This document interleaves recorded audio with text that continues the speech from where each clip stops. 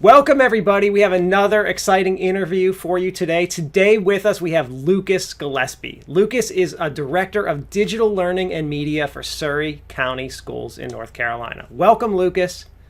Hey, thanks. Glad to be here. Thanks for So, having me. I got a question for you. I am not stalking your Facebook page, but I notice on your Facebook page, and this is before we get into some other stuff, you're always posting pictures of you, family, friends playing board games. And I'm so fascinated by this because I was a big Dungeons and Dragons and like Risk and games like that when I was a kid, but I really have not played them since then. And everyone knows I'm a gamer, but yet I'm not into these board games. What kind of games are you guys playing when you're doing all this stuff? Oh gosh, it's so I got hooked probably 6 or 7 years ago with kind of my first gateway sorts of games into the tabletop gaming and got in at a fantastic time because I've been telling people there's a renaissance going on in tabletop gaming. Yeah, there is definitely. This isn't your grandma's board game. This isn't Candyland and Monopoly and Life and all that. That's what I play with my kids. We play Candyland. That's my extent of board games right now. Candyland, literally. So agonizing for parents. Oh. So yeah, I started with some deck building games like DC Universe, which is fantastic, the DC deck building games, and then moved into your typical, what I think would be considered staple games right now, a Ticket to Ride, Carcassonne, gosh, what else are we playing? And well, it is advanced into quite a hobby, maybe an addiction, you might call it, and playing even more complex games like Scythe and I'm trying to think of some others, but then also social games as well. Lately, it's a lot of fun to get together and play games like Anomia or Exploding Kittens and things like that. There's just so much out there, and there's just constant new stuff coming out all the time, Kickstarters and so forth. Yeah. And so that's what my family spends a lot of time doing. No, I haven't heard of any of these games. Are they kind of like Dungeons and Dragons like? Is that what are they similar to that? Are they like in depth? Do they take a long time to play? Oh, that's a good question. Well, some do and some don't. So there's something out there for everyone. My number one recommendation for people is to go and check out your friendly local gaming store. Gotcha. There's one just about everywhere. I mean, if we have one here in rural Northwest North Carolina, then you've probably got one nearby. Yeah. And just talk to the folks in that store. Say, this is the kind of game I like. I'd be interested in playing this. They have a lot of open game nights. And I'll tell you another thing that's springing up all around are board game cafes. And that is a fantastic experience. Get together with a few friends, 4 to 6 friends, go out, have a nice meal. And typically these places have games, a big library of games that you can select a game and they'll often teach you how to play it right there on the spot. And that's a great way to learn too.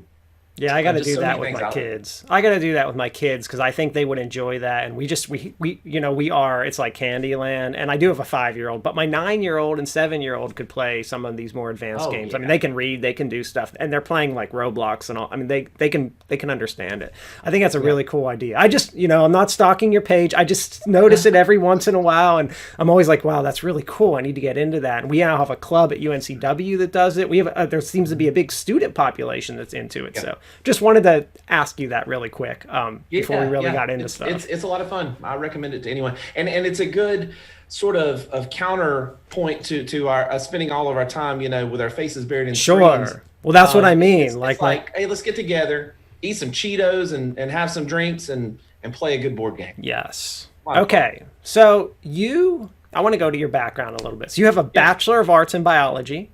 I do. You got a master's degree in instructional technology. So where did this, bio, and then you went in to be a teacher? When did you start? Were you like one of those people that played games your whole life? Or when did you start? Is that, so you've been playing forever? Yeah, my geek cred, right? And to go along with this. Yeah. I always ask every gamer that question. Oh, when yeah, did you yeah. start? And they're all like, when I was 5, I mean, I started when I was 3 with Atari. Like, Yeah, that's pretty much my story too. With me, it was the Atari 2600. Yeah. That my mom actually got my dad for Christmas one year, and then of course I was very much a part of playing that and having that experience growing up. The 80s were a great time to grow up. Yes. And then went from there to the Commodore 64, and playing around with that as a kid. And so I've been in and around it all my life. And then so fast forward with my career, what was interesting was, as I went in as part of the North Carolina Teaching Fellows program with a love of science, and I loved being around students and young people, and so I thought, well, let's look at teaching as a career, and fortunately was able to get that scholarship, and went into the classroom and fell in love with it. And not only was it fantastic to be able to teach science, but I also found that many of my students and I had a common interest in gaming. And so that was always a point of building relationships with my students, with a group of my students anyway, that we had this shared interest in all things gaming. And so as that progressed over time, my classroom became the place where the gamer geeks would hang out, and it was a safe place, and we could geek out together. So that's how you started, like really building into everything. You know, your students found out, hey, this guy's a gamer. That's really cool. Our teacher's actually cool, you know. Well, in certain subsets. Yes, in certain subsets of the population, they would say that. Right. I would have said that. That's why I just assume everyone else would too. You would have been welcome in my class. Not everyone was welcome, but it was one of those things where it was a point of connection. And so then when it came to sort of like electronic games, video games and such, it was my students who really I blamed for some of my early online gaming addictions. So I had a student introduce me to EverQuest, my first massively multiplayer online role play game. Absolutely got hooked. So that student and I would play together, but we would also, there was a lot of downtime in that game. So we'd spend a lot of that time. I would review with him, like, okay, you have a physical science test tomorrow. Let's review while we're just sitting here, while we're running forever in this game, running from one place to another. And then we began to recruit other students, and eventually we formed a player guild. It was just me and students. And so this was sort of an informal space outside of the classroom where I was able to connect with my students. And then those kinds of relationships progressed forward into other games like Dark Age of Camelot, and then ultimately World of Warcraft, which was a huge many-year kind of experience with me and other students. And what's awesome is I have a great relationship with those students still to this day, that we're connected on Facebook, and you know, we hang out when we can, when we're together and all that. It's a really awesome thing. That then sowed the seeds for me professionally, because I was having these really awesome, engaging experience with students, and I began to wonder, why not find ways to connect that to classroom learning? Mm-hmm. What would it look like if I could get a bunch of students together and we could play World of Warcraft as a group of students? Yeah, definitely. Together. And so that then facilitated a lot of my other projects. And what was awesome, and I'll have to give a shout out to my instructional technology experience at UNC Wilmington, was going through that program and looking at instructional design. And I began to make connections between what I was seeing in instructional design and some of the methodologies there, and thinking, there's a lot of this that exists in games. There's a lot of overlap, because any game has to teach you how to play the game, and they usually do a great job at it. They're one of some of them are just amazing. Yeah, World of Warcraft was a perfect example. It was funny because when I started my grad program, I was like, well, I'm not going to have time for this World of Warcraft stuff anymore. So I quit for the first semester. And then I realized, no, I need a coping mechanism to balance out my work-life balance. So I went back into it, and that's when just all my cylinders started firing. I was like, these guys get instructional design. They may not know that they get it, but they do. Yes. They're good at it. What can I take and apply to instructional design, to the classroom, a teacher professional development, whatever it is? And so that's kind of been my story since. So that led you to starting up something called World of Warcraft in schools. You started this website, EduRealms, and you start EDU Realms, EduRealms. How do you pronounce that? Is it EDU Yeah, Realms, EduRealms, EduRealms, EduRealms. EDU Realms? Great. It's a great name, actually. It's brilliant. EDU Realms. I mean, it's pretty cool for anyone that's into like WoW and gets the gaming scene. It's a really great website name. But so you started up this WoW in School project. How? So you started up. It sounded like you started very like grassroots, like growing, Yeah. growing, growing. But at some point, you had to go to your principal and some parents or the school board and say, "Hey, I want to introduce games into the classroom." Now, I've introduced games, trying to do games, and we're in 2020. You're talking about like maybe 10 years ago trying to do this, and I got a lot of pushback. So how did this? What was that like going through and doing this the first time you Um, suggested this? I live a charmed life, and right place, right time. I think for a lot of things, and this was one of those situations. I had halfway through my program in instructional design, I left the classroom and went to a district level position, and inherited a program that also included some federal funding with it, and decided to change the direction of the way that we were moving with some things and looking for other ways to some innovative ways to engage students. And so it literally was a shower thought kind of thing. It's like, I have an idea. And basically I said, okay, if I could use World of Warcraft to teach, what would I do? And so I started a Google Doc, or something. I don't know, a Yeah. notepad or something. And I just started like listing. You could teach this. I could teach ecology and plants, because there is an ecology Sure. in that world. I could teach social, cultural things, and look at how that's interpreted in that game. I could teach economics. I Yeah. could teach, leadership and group dynamics, and all these things. I just started this list, and it just started flowing out. And I write this down, and then later on I think of something else and I'd add it to the list. And finally it got to the point where I went to my boss, who was the assistant superintendent in Pender County, and I said, I have this idea. It's nuts, but what I want to do is, and I explained the gist of the idea. And after and she was very kind and very patient with me, as she always was. And as you are with folks who are overly zealous about ideas and things like that, she's like, okay. And finally at the end, she said, okay, I'm going to stop you. She said, I don't understand anything you just said about all this gaming stuff and the technology. She said, but I can tell this is something that would be good for Yes. kids. Let's give it a try. And that was it. And so I had a teacher, Craig Lawson, who still works in Pender County, and he and I partnered because we were both in the same guild together. And so it was like, hey, you're teaching language arts. What do you think about this? And I had a principal who was receptive to these kinds of ideas. His principal was very innovative. And she was into this kind of, trying new things. And I said, let's don't go for necessarily our top flyers, but let's look at those at-risk students who are attendance issues, who have behavioral issues, whatever it is. Maybe they're struggling in math and reading or whatever. Let's get those kids. I said, give me 15 of those kids. I can fund 15 of them.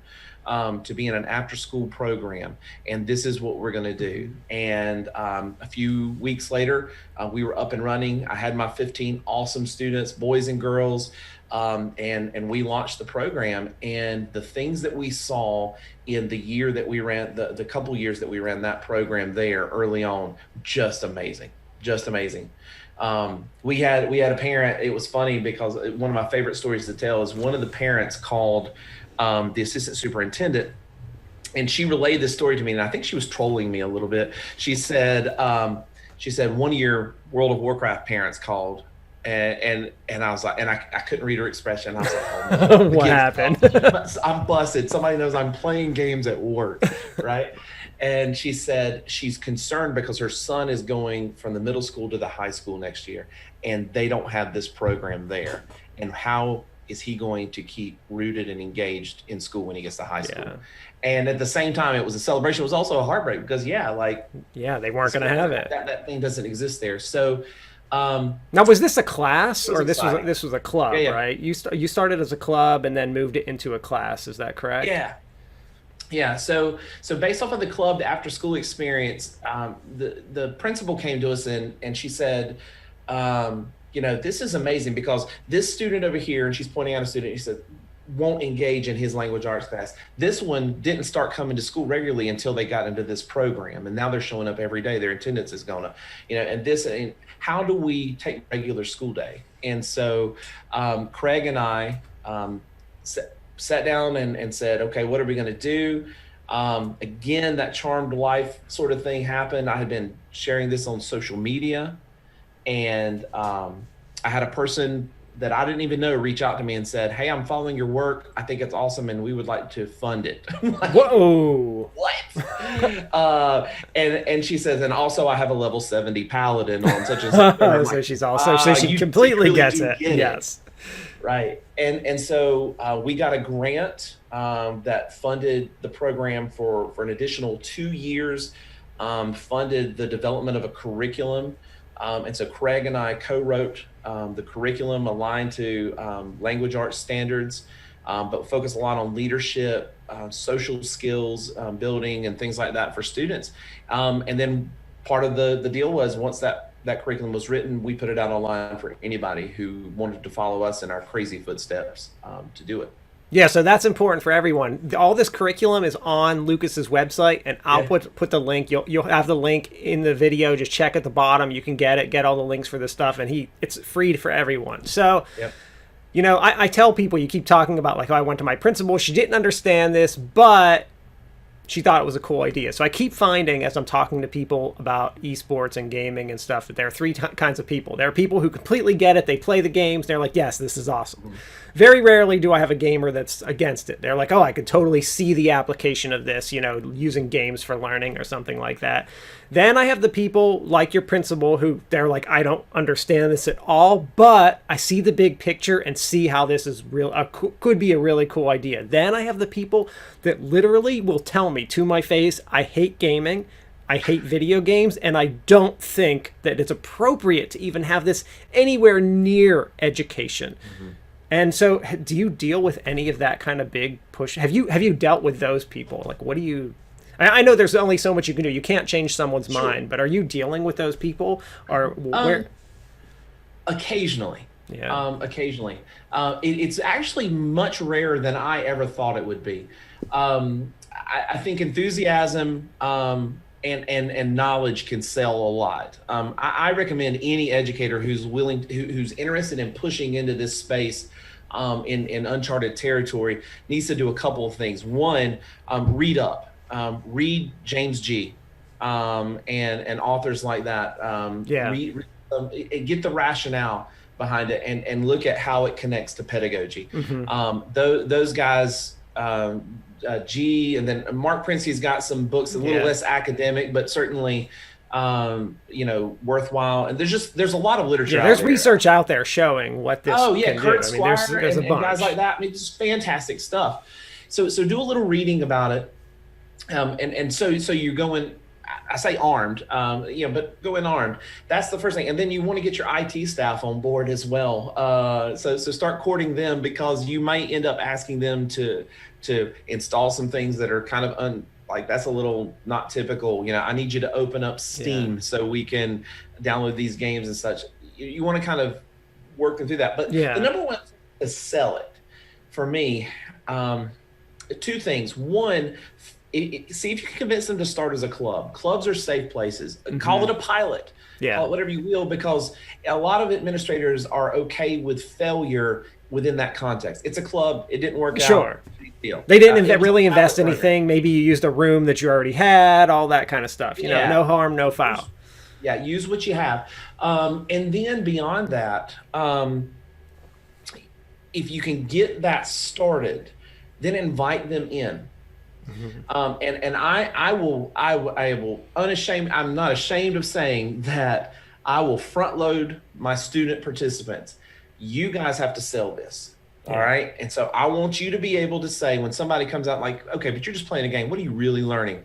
Give them something. Talk about how you're developing leadership skills and how you're reading more than you ever did before, and how and let them see you excited about it. Because once parents, skeptical parents, principals, administrators, other teachers see that, that has been the thing that has shifted a lot of their mindsets. Is they need to see it, because it's hard for a teacher. I think all teachers, all educators love seeing engaged students.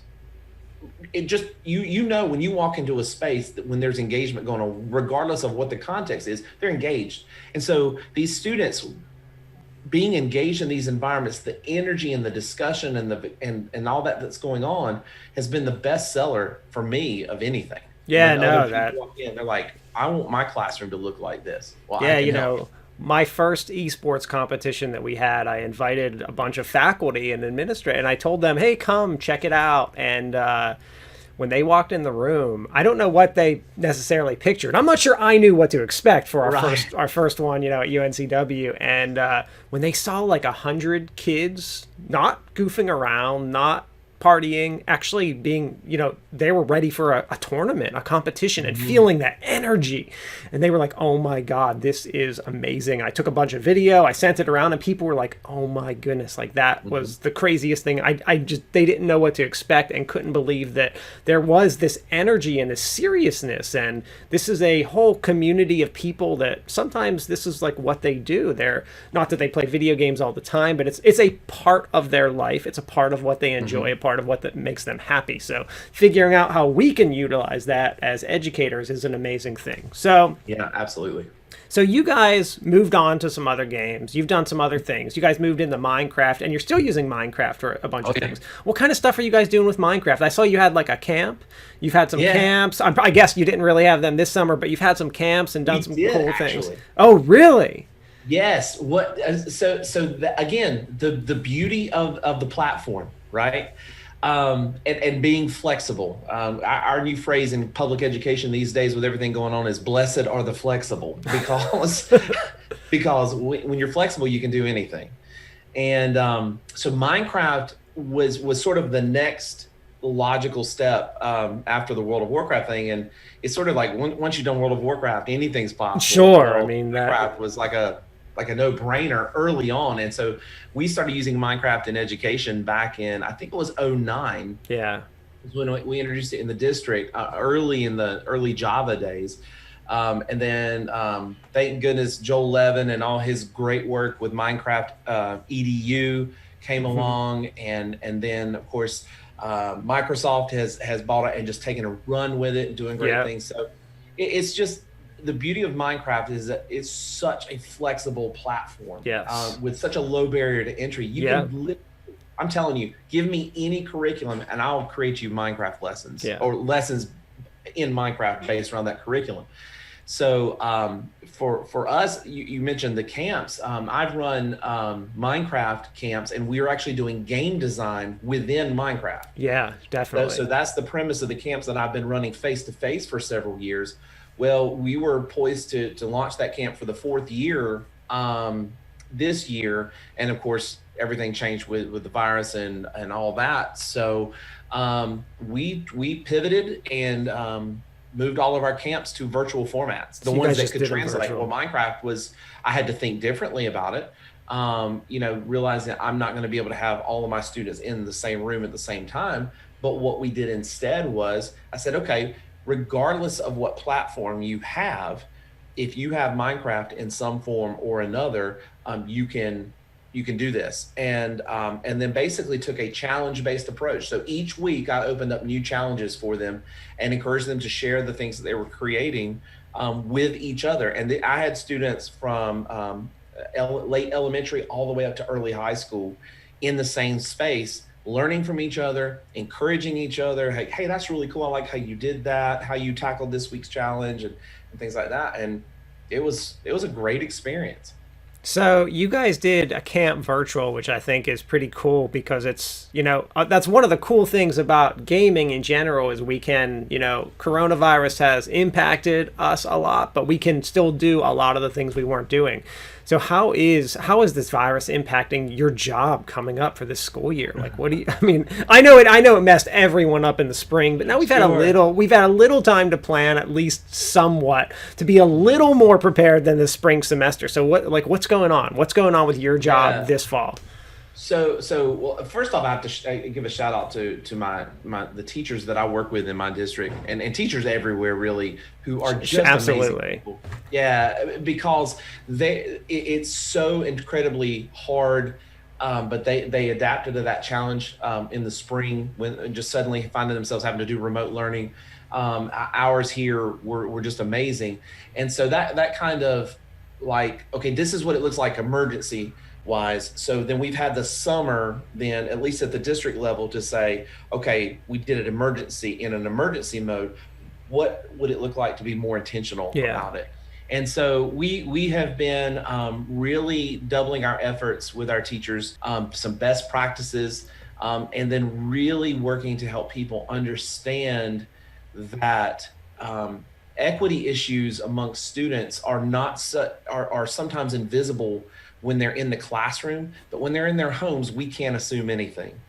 And so planning with that in mind, and how do you do that? And so that's really where we are right now. So our teachers are hard at work. We're launching in our school district, we're actually launching the first, I think, 5 to 6 weeks, we're going to be virtual, and then we're going to reassess. Yeah, I think that's what everyone's kind of mostly doing. And they're currently developing for that. And it's hard work. At the same time, I probably have a crosshairs on me at some point here with all the things that I'm associated with in this district, but we're also transitioning our learning management system at midway through the year. And so there's that as well. So we're getting them prepped. And then, with an eye toward what are our families' needs? How do we simplify this for busy working families to make it something that is not overwhelming? It is no more overwhelming than it has to be. And that's tough. That's tough. It's not what teachers are used to. They want to see those smiling faces in the classroom. I mean, I want to send my kids. I have three elementary school age kids, and I want to send them, but we're not. And it's funny because we're doing a similar thing in my district where they've said the first 9 weeks are going to be virtual, and you guys are doing 5 to 6, and everyone's doing their own thing. But I keep thinking in my head, we're not going back until the spring semester. I just don't see how it's possible. Yeah, I don't know either. I mean, I would love it to happen, but I don't see it happening. Yeah. With cold and flu coming up and everything else, it's like the news is not encouraging of the schools that have already opened. Yeah, and it's like that. It's so we have to see what happens and hope for the best and all that stuff. But man, it's an odd situation in education right now, and how all of a sudden we as educators are impacting the rest of the economy. Yeah. All of a sudden, parents are like, wait, my kid has to be home. I have to work. What? And we put parents into an odd situation, and there's so much happening that it's just craziness. It's something that 1 year ago no one would have ever foreseen, predicted, planned for, and it's just unbelievable. So anyway, COVID, crazy stuff. So right. Okay, so getting back into some other topics here. So you have something called, which I thought was really, really, really interesting when I was checking out, because I did stalk you before the interview to try to find out, I do this with everyone, I try to find out, what other stuff, what are you working on, what are you doing, going through your resume, all that kind of stuff. You have something called Epic Academy. Oh, yeah. Now, I found this interesting because this isn't for students. Right. Epic Academy is for teachers, and basically teachers they go on to Epic Academy, and let me see, tell me if I have this correct. So teachers go on to Epic Academy. It's all online. They go on and they can take tutorials. There's a tutorial how to use a piece of software, how to use Twitter, how to use Microsoft Word, or whatever it is. There's all kinds of different tutorials on there, which are created by other teachers that you've given access to create. And as the teachers move through this each tutorial, like let's say they take the Twitter one, they learn how to do certain things, and each time they do certain things, they get badges, and you're awarding them awards. So almost like making it like a big online game for educators. Is that? Yep. Do I have this correct? Because I tried to research it, and I was like, "Is this what's happening?" So how'd you come up with that? Okay, so again, it's sort of like the cause and effect. One of the things that I was at a Games Learning and Society event early on in my career, and I heard a guy talking about this idea called gamification, and this idea that he had taken his college course, and instead of using traditional points, he'd use experience points and had achievements and badges. And I thought, it just like the light bulbs. I'm like, I could do that. And so with the World of Warcraft in WoW in School project, that was one of the things that we said, okay, we're ditching traditional grading for this. Let's try that here too. I mean, again, if you're doing World of Warcraft in the classroom, you can do anything. Yeah. Right? But let's do that. And so around that time, Doctors Lisa Dolly and Chris Haskell at Boise State University launched a tool at the time called 3D Game Lab. And I knew Lisa from some Second Life PD education stuff and some context there. And she reached out to me. She said, I have a platform you might be interested in. Would you like to take a look at this? I think it will do some of the things that you're wanting to do. And absolutely, it checked off every box of the kinds of things that we were trying to figure out how to manage in things like Google spreadsheets, and how are you going to keep up with their points and their achievements and their progress in a very ultimately clunky way in Google spreadsheets. And so it worked great. Students loved it. We even had other teachers in the school district pick it up as a method of delivering instruction, because it's built around this idea called quest-based learning. The idea of a quest that I have this opportunity, the option to do as a learner. I can go and select something, and I complete that quest. I learn about something, and then it unlocks something new for me to do. And so that's the big idea, is that all of the learning quests, whether I'm learning Twitter or Google Docs or whatever it is, are a series of quests that build on each other, that take you deeper and deeper down the rabbit hole of a particular tool. And that ultimately, just like a quest in World of Warcraft, I have to go out and collect the hides of these wolves that are threatening my village. I have to go and bring those back and say, here they are, to get credit for that quest. Well, the same concept is true here. We talk about Twitter. We talk about how to use Twitter search. We walk people through a quest to set up a Twitter account and flesh it out.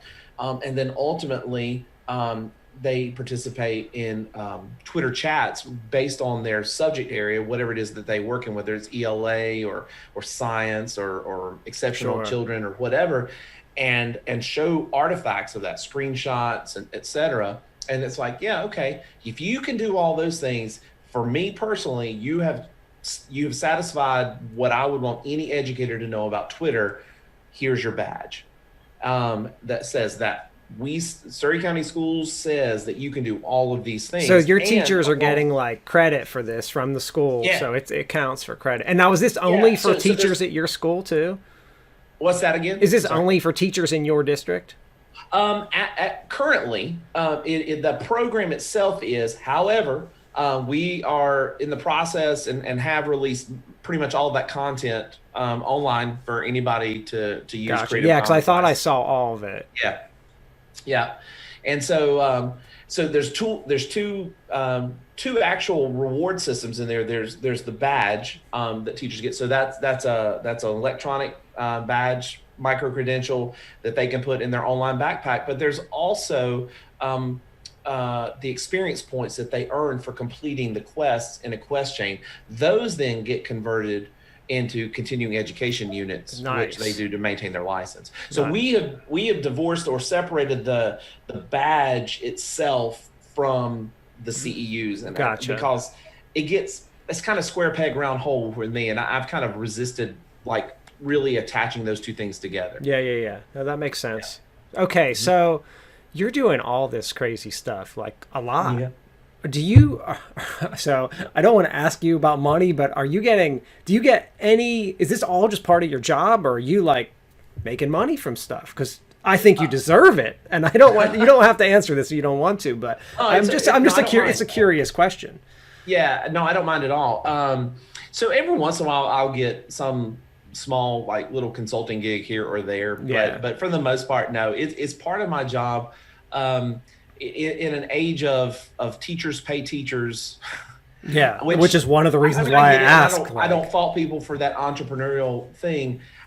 Look, as educators, we have enough going on as it is. Let me give it away. If you can use it as an educator or as a school district or someone who's charged with professional development or whatever, kind of like I am, then I am happy to give it away. The only thing I ask is for attribution.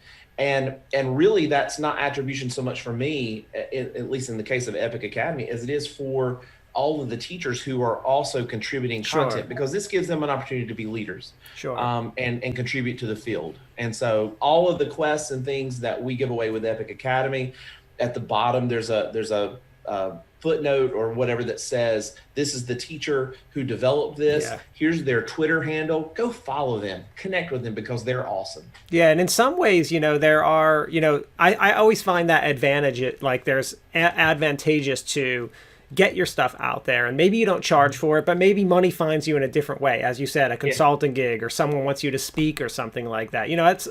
I put all my YouTube tutorials on YouTube for free. I mean, they're just on there. And I just wrote a book this summer, an instructional design book, and I put the free PDF on my website, or you can buy it for $9 on Amazon, which is the cheapest they charged, because they're paying for shipping and printing. Sure. So, I'm not going to make any money from it, but I figured this is just knowledge. It should be out there for everyone. And maybe I will get some notoriety from giving it away. Like maybe I'll get more people who couldn't have access to it or wouldn't have maybe picked it up. Now they are. So yeah, I think it's a not a bad thing. So yeah, I'm kind of there with you, like doing the same kind of thing, just putting stuff out there. I'm not struggling, it's not, it's the district takes care of me, and all that. And I'm so excited that I get to do this kind of work and weave it into all the other responsibilities that I have in my role in the school district.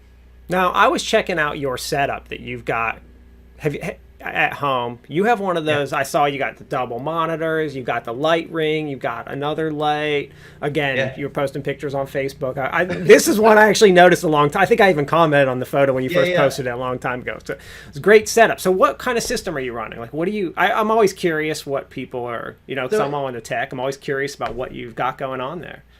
So what's funny is that we're back in the office now, and I've had to relocate all that stuff to my office. So now you're back. So now you've put it back. So that was coronavirus making it at home, bringing it back. Coronavirus, it was sort of like, well, okay, here's my excuse to buy some things that I really want to buy. Yeah, sure. I need a ring light. I need a green screen. Those kinds of things. Okay, so anyway, so I bought some of that stuff. One, because I thought, okay, I'm going to be in the mode of, there's going to be a lot of video production now. One of my best ways, I can't do workshops face-to-face, so why not create videos? Yeah. And I have been also flirting with the idea of, wouldn't it be awesome to deliver instruction in the same format that Twitch streamers do? Like, why not set up a Twitch stream, but it's for educators and how-tos and stuff like that. And there's not a lot of that out there. There's not a lot of educators on Twitch. Yeah, interestingly, I've noticed an increase in the science and technology channel. Yes, there's a lot of folks like all around the world streaming their stuff, and I'm like, this is cool. This is really awesome. So I thought I downloaded OBS and learned how to use that, which is so cool. Awesome piece of software. I love OBS. And it's free. It's so powerful, and that's what I'm using right now. How I've set this. That's how I'm recording our Zoom call. I use OBS. Awesome. I use OBS to record it because it's it's so much better than the Zoom record feature. It's actually high def. It's awesome. I love OBS. So I got the green screen. I invested in a nicer microphone, webcam, and the ring light, and that sort of stuff. And so I've started producing videos for my teachers and for students, using that sort of look and feel that you might see on a Twitch stream. Yeah. And I can adjust that on the fly and everything. So at home, I was running off of my I built my own computer there a few years ago. It's getting a little age on it now, but built around gaming. And right now, I'm running all of this off a MacBook Pro, my district MacBook Pro. So after I had to buy 500 different dongles to make it work, thank you, Apple. But finally got everything connected and working and set up like I wanted to. So that's kind of the setup. People walk by my office and they look in, they're like, dude, what? And then they just shake their head and they keep walking. Yeah, I got the same thing. People see big lights and multiple monitors everywhere. Yeah. And my office at home now, because I did have 2 monitors. Now I've upgraded to a 3rd because of COVID, and I still have my same camera and mic. I fortunately had a lot of the stuff before the virus hit, so I didn't have to rush to try to get. I have 2 green screens here that I can manipulate how I want to. And I'm more of the YouTube for some reason. I don't know. I just started that. So now it's I have the audience and stuff in YouTube. So it's been difficult for me to also go to Twitch. But I do use it for my gaming. I stream games, and I stream games for my esports club using OBS on Twitch and have a lot of fun with that. It's kind of cool. So what's future? I see you guys are doing some esports stuff. What's kind of what do you see the next few years, the big projects you getting involved with? That esports is a space that I would love to push into more and more. I've probably reached some of my biggest barriers with esports, and it's not about the games and the content of the games. It's really just about the funding, timing, logistics, and people, and really people power. What I would love to see in my school district is an esports team or teams at each of our major high schools. Yeah. And that they're at least competing with each other, but also through play versus the high school leagues or somebody like that they are also competing with other schools. The challenge is that as much as I would like to be the person who sponsors that, I can't be in all those places at the same time. Sure, that becomes a full-time job. It really does. And so we need coaches, we need people. But what I've learned is that educators, especially in our we're keep getting cut in K-12 education in North Carolina, that we can't offer some of those enriching kinds of things that we could otherwise, because the teachers that we have are already overcommitted. Sure. As it is. And so that's been a little bit of a challenge for me. Part of me just says, just put me back in the K-12 classroom, and then I'm teaching my content, and then I can be the person. That would be awesome. Maybe I'll do that after I retire. But this I think esports is somewhere I'm pushing right now. I've been doing it as a summer club or a summer camp. We ran our first esports camp last year, and I had 12 students sign up, which was amazing. I didn't know I'd have any. That's with very little marketing. And we had an absolute blast. And I have no doubt that had we been able to run an esports club face-to-face or camp face-to-face this past year, it would have been amazing. We've also been doing some esports. I do get to be the sponsor of the game club at our early college, and we do role play games, Dungeons and Dragons, tabletop, all that esports and stuff. And so we had a big Smash tournament with several other early colleges from around the area. Yeah, I saw you post some pictures of your Smash. I remember you had a Smash tournament, absolutely fantastic. Yeah, it was so much fun. It was the energy was incredible. It got it's funny because they stopped some of the other events that they were doing. So they would do indoor soccer and some other things. Everything stopped for our final match, and everybody packed in the cafeteria to watch. And it was actually one of our students and a student from, I believe it was Stokes County Schools, early college, who were competing in that final match. And the energy in the room was palpable. It was so amazing. We put it up on the screen. I actually had one of our students, I said, I really need somebody to shoutcast this. I wish we had a shoutcast. And he's like, I'll try it. And I thought, oh, well, this could go either way, because that's not something you just do. Yeah. He just absolutely nailed it. It was fantastic. And that just drove up the energy level to the next, up higher and higher. And then when it got down to, I mean, it was neck and neck, final match. And when our student won. And so when Samuel won, I mean, it just erupted into this roar in the cafeteria. It was deafening roar in the cafeteria. And I don't have any problems. I won't have to convince any of the adults. Yeah, it was awesome.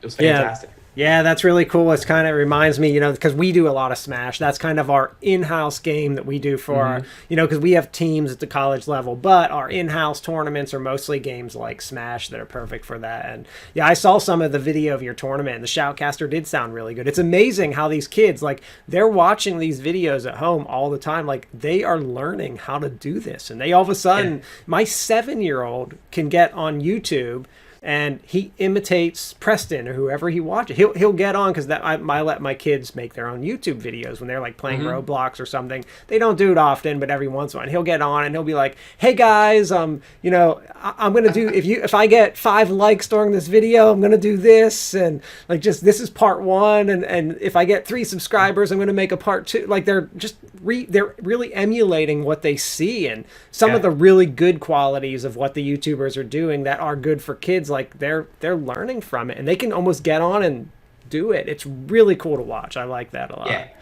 Yeah.